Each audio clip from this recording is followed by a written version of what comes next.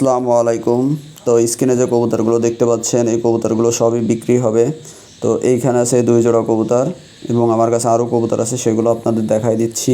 তো কেউ যদি 5 জোড়া কবুতর নেন আমার কাছ থেকে, এরকম টপ কোয়ালিটির কবুতর, তাহলে এগুলো 1000 টাকা জোড়া পড়বে।